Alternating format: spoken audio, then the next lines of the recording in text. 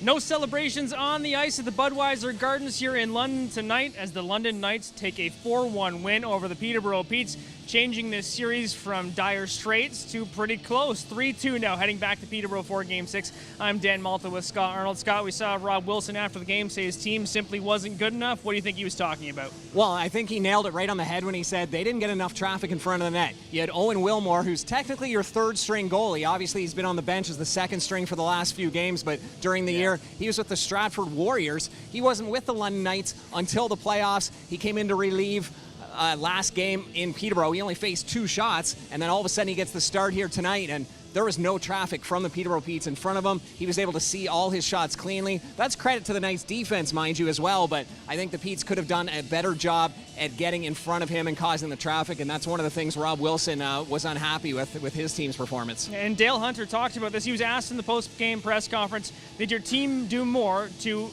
I guess, protect the young goaltender, or the rookie goaltender, and Wilmore, not young, he's actually older than Bowen, but he said that the team would come out and play hard no matter what, but this looked a lot like what we saw in Game 1, where those London Knights players were sheltering that goaltender, as you just pointed out, Scott, but it's going to be a tough situation for the Petes as they head back to Peterborough for Game 6. Owen Beck, likely not going to be in the lineup.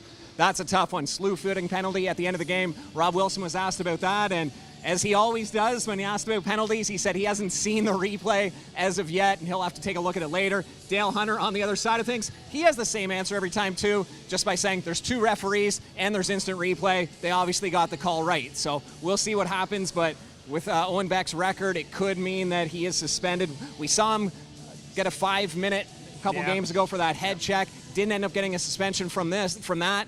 This might be a different story. Yeah, it didn't look like it was majorly intentional, but obviously it's the movement of a slew foot bringing the leg out from the player, and he had the hands up high as well.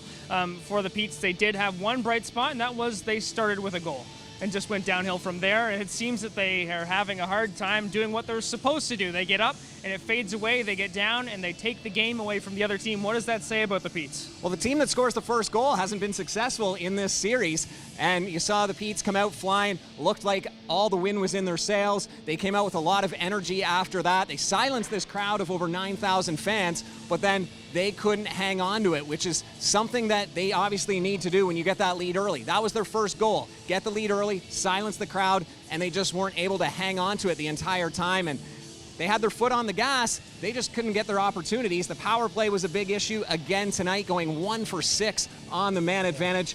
Getting into the final series like this, you have to be better. I know the power play has been a problem the entire postseason, but it's got to get better moving forward. It gives the Knights a license to get away with whatever they want to, take some liberties in front of their own net, as they did for most of the game. We did see the referees sending players off one at a time instead of coincidentals. It worked out for the Petes, but they couldn't capitalize, as Scott just mentioned. Scott, what were some bright spots? You know, they did score on the power play, the Petes, but what were some bright spots you may have seen? They played a physical game. I'm not going to take that away from them. They did play a physical game. They were sticking up for each other. Anytime one of the London Knights got in somebody's face, there was 3 or 4 Petes right around there doing their thing, but I thought their physical game was exceptional. They played the body well. For the most part, it was clean. They weren't taking a lot of silly penalties like we've sometimes seen in the postseason, so that is the one bright spot. They did come out hitting, and obviously that needs to continue. And Sean Spearing took a few shifts, did get injured, taking a hit. Rob Wilson saying as well that Sean Spearing, the Petes captain, will be taking shifts in Game 6 in Peterborough. That's Sunday night in Peterborough. I'm sure it's going to be a raucous atmosphere. Scott, what's going to be the most important thing for the Petes to do when they start that one? And we can't say a quick start because that's gone out the window so far this series. It appears to mean nothing. Play a full 60 minutes. So obviously the quick start we saw didn't work here tonight, but they didn't play a full 60 minutes tonight. You have to do that on Sunday, especially in front of the hometown crowd. It is going to be the loudest we've ever heard the Memorial Center all season, and probably since that 2006 run. We haven't really had this kind of fan support. They're adding extra seats, they're adding extra standing room, they're adding extra bar stools. They are packing that place to capacity as much as they can. It's going to be the exact same thing on Sunday night. Sunday night of a long weekend. I can't even imagine how rowdy that crowd is going to be, and the Petes hopefully can feed off that energy. Yeah, the J. Ross Robertson Trophy was in the building, ready to be lifted tonight. We'll see if it gets hoisted in Peterborough on Sunday.